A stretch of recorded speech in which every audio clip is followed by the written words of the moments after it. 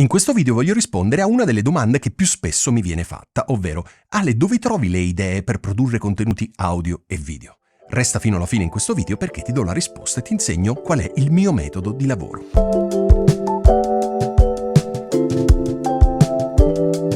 Come ti dicevo nell'introduzione, in questo video voglio raccontarti come io personalmente approccio all'ideazione dei contenuti. Quindi prima ancora di produrli, quindi prima di posizionare il microfono, accendere la videocamera, sistemare le luci, eccetera, c'è una fase che è appunto quella della ricerca dell'argomento. Che cosa dico e perché lo dico e a chi lo dico. Quindi il primo punto è avere un'audience chiara, ma insomma non voglio focalizzarmi su questo punto. Il secondo punto fondamentale è, una volta che sappiamo chi è il nostro pubblico, creare dei contenuti che possano essere interessanti per loro. Ovviamente non esiste un metodo infallibile al 100%, infatti su tutti i canali ci sono video che sono molto più visti e video invece che sono un po' meno visti. Ma io come faccio e come puoi fare anche tu? Questo metodo è assolutamente gratuito, quindi non devi spendere neanche una lira. Il metodo che ti racconto in questo video, che applico io, è quello che ho definito metodo della spugna. Ok, ma in cosa consiste questo metodo? Questo metodo innanzitutto è gratuito, semplice, facile, puoi applicarlo fin da adesso. Ovviamente serve del tempo, ma del resto se vuoi produrre contenuti audio o video che siano, sai che serve del tempo. Del resto nessuno ti ha puntato la pistola alla tempia obbligandoti a produrre contenuti. Bene, perché il metodo della spugna? Perché consiste nel guardare, ascoltare, leggere, osservare, assorbire quante più informazioni è possibile. Bada bene, non mi riferisco soltanto a informazioni nel tuo settore, altrimenti avresti una visione miope, ok? Una visione troppo ristretta.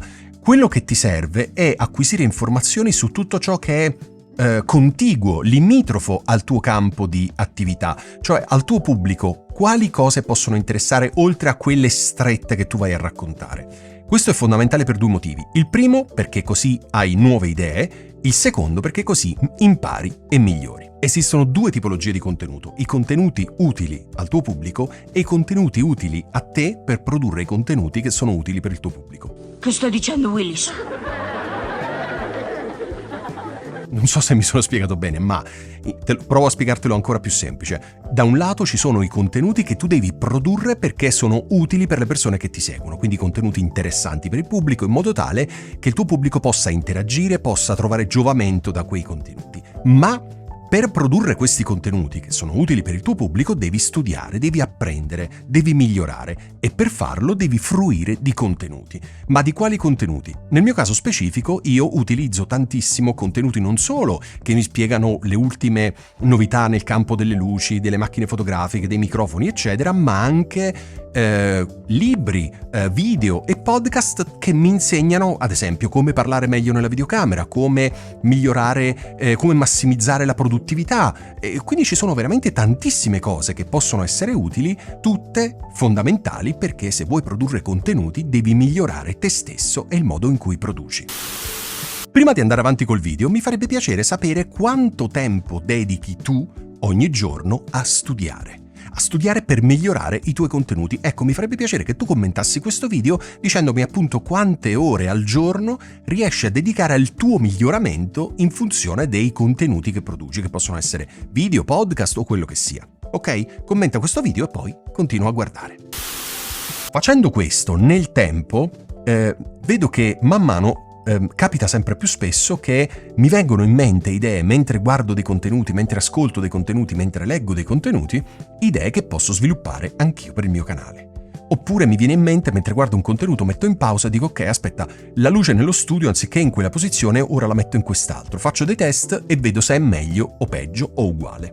Ok? Oppure il microfono, aspetta, questo microfono posso provare a metterlo in quest'altra posizione e quindi vedo se ho migliorato o peggiorato oppure ho lasciato la situazione stabile come era prima.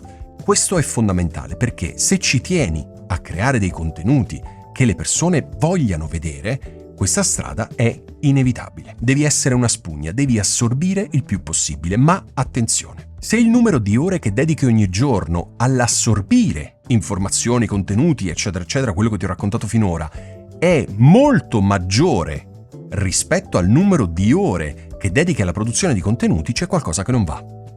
E sai cos'è questa cosa che non va? È che stai procrastinando. Che cosa vuol dire? Conosco tantissime persone che non si sentono mai pronte. imparano ancora, quindi si iscrivono a un corso, chiedono una consulenza, un altro corso, poi leggono, poi studiano, poi fanno, poi comprano qualsiasi tipo di attrezzatura, pensando sempre, ok, mi manca quest'altro pezzo di attrezzatura e poi parto, mi manca quest'altra conoscenza, faccio un corso e poi parto, non partono mai.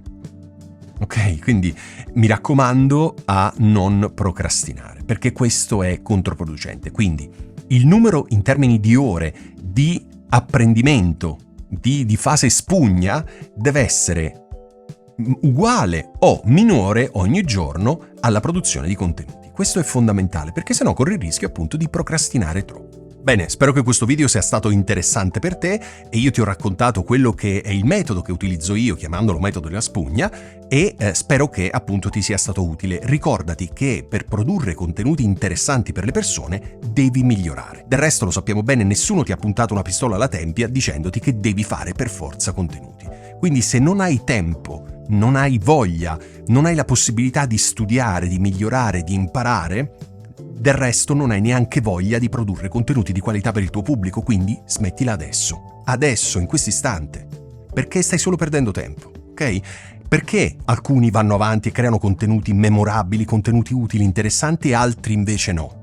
Per quello che ti ho raccontato in questo video. Bene, spero che questo video sia stato interessante per te e come al solito, se hai idee, dubbi, domande, curiosità, commenta pure questo video e io ti rispondo nel più breve tempo possibile.